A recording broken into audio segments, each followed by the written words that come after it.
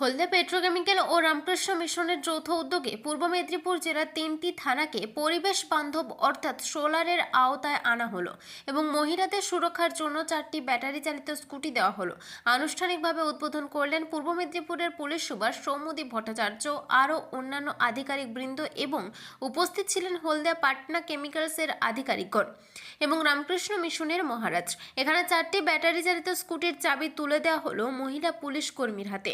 পূর্ব মেদিনীপুরের police super বলেন, বিভিন্ন কোম্পানিগুলিকে আমরা রিকোয়েস্ট করি তাদের যে সিএসআর প্রজেক্ট আছে সেই প্রজেক্টের মাধ্যমে সোশ্যাল কাজ করে থাকেন, তারা এই 2টি প্রজেক্ট দিয়েছেন। পূর্ব মেদিনীপুর জেলায় 3টি থানাকে সোলারে কনভার্ট করা হয়েছে, মহিষাদল, হলদিয়া এবং নেয়াচর। মহিলাদের সুরক্ষার পেট্রোলিংয়ের জন্য 4টি ব্যাটারি চালিত স্কুটিও দিয়েছেন এই সংস্থাগুলি।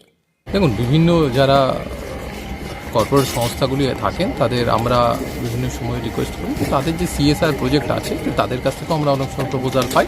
সেই সিএসআর প্রজেক্টের মধ্য দিয়ে যে আমাদের যে ইনফ্রাস্ট্রাকচার বা সোশ্যাল যে ইস্যুগুলো আছে তাকে অ্যাড্রেস করা, সেই অনুযায়ী আজকে আপনারা যেটা দেখলেন যে 3টে থানাকে সোলারে কনভার্ট করা হয়েছে, হলদিয়া, মহিষাদল এবং নয়াচর। সেটা হলদিয়া পেট্রোকেমস এবং অন্যান্য সংস্থা তাদের সিএসআর যে রয়েছে তার মধ্য দিয়ে করেছে। এবং এছাড়াও আমাদের যে উইনার্স টিম আছে তাদের জন্য বা পেট্রোলিং টিমের জন্য 4টে স্কুটি তারা আজকে আমাদেরকে হ্যান্ড ওভার করেছে। Thank you.